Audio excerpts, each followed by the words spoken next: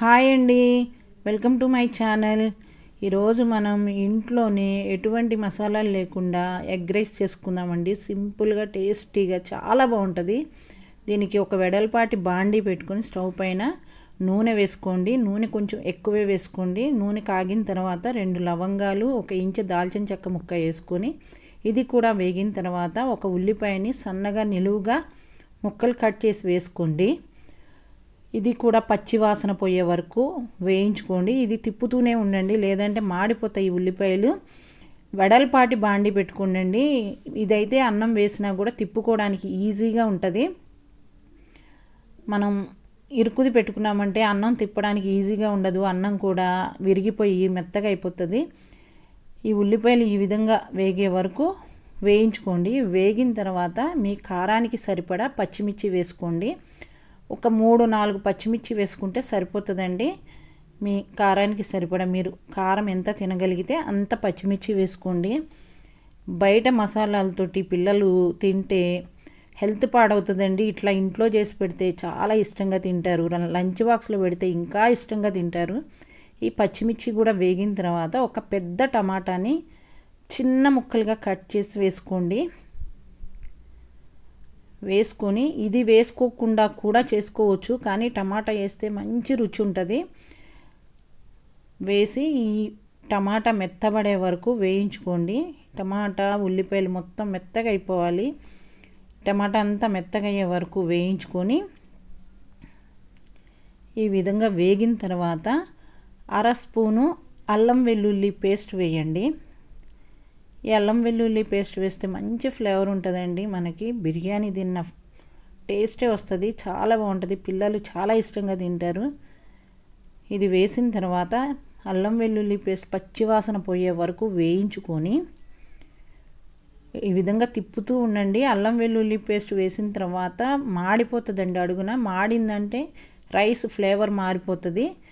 ఈ విధంగా తిప్పుకుంటూ ఉండండి. ఇది పచ్చివాసన పోయిన తర్వాత ఈ వేగిన దాన్నంతా చూడండి, ఈ విధంగా అన్ని మెత్తగా, టమాటా అయితే మెత్తగా అయిపోవాలండి. మెత్తగా అయ్యే వరకు వేయించుకొని దీన్ని మొత్తం ఒక సైడ్కి తీసుకోండి. ఈ విధంగా సైడ్కి తీసుకోండి. ఆయిల్ అంతా మధ్యలోకి వస్తుంది కదా. ఇప్పుడు మీరు ఒక గిన్నెలో గుడ్లు కొట్టేసి ఒక్కసారి స్పూన్తో తిప్పేసుకొని, ఆ గుడ్లలో ఏం వేయక్కర్లేదండి, ఒక్కసారి స్పూన్తో తిప్పేసుకొని ఈ మధ్యలో ఆయిల్లో వేసేసేయండి. ఈ గుడ్లు మాత్రం మీకు ఎన్ని ఇష్టమైతే అన్ని వేసుకోవచ్చు. ఇన్ని అనేమీ లేదు దానికి క్వాంటిటీ. నేను 3కి సరిపోను రైస్కి 4 గుడ్లు వేశాను. ఈ విధంగా వేసుకొని ఒక 2-3 నిమిషాలు కదిలించకండి. 2-3 నిమిషాల తర్వాత అడుగు నుండి ఒక్కసారి తిప్పేసి మళ్ళీ ఒక 2 నిమిషాలు కదిలించకండి. పొడి పొడిగా అయిపోతుందండి. ఫస్టే కదిలిచ్చేసామంటే అది మొత్తం చిన్న చిన్న ముక్కలుగా అతుక్కొని పోతుంది. ఈ విధంగా 2 నిమిషాల తర్వాత ఇట్లా అడుగు నుంచే తిప్పండి. ఈ విధంగా తిప్పితే ఎగ్ ముక్కగా ఉంటుందండి చక్కగా. ఈ విధంగా మొత్తం పొడి పొడిగా అయ్యే వరకు ఎగ్ తిప్పుకొని వేయించుకొని ఇప్పుడు 1/2 టీ స్పూన్ పసుపు వేసుకోండి. మంచి కలర్ఫుల్ కోసం ఇది మంచి కలర్ వస్తుంది రైస్.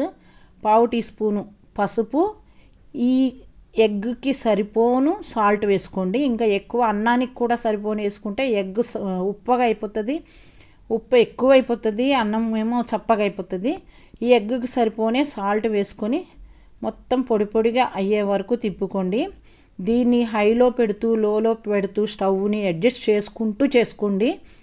ఒక్కొక్కసారి మాడిపోతుంటే సిమ్లో పెట్టేసేయండి, లేదంటే హైలో పెట్టి చేసుకుంటూ ఉండండి. ఇప్పుడు మనం వండి పక్కకి పెట్టుకున్న పొడి పొడిగా చేసుకొని అన్నాన్ని పక్కకి పెట్టుకోవాలి.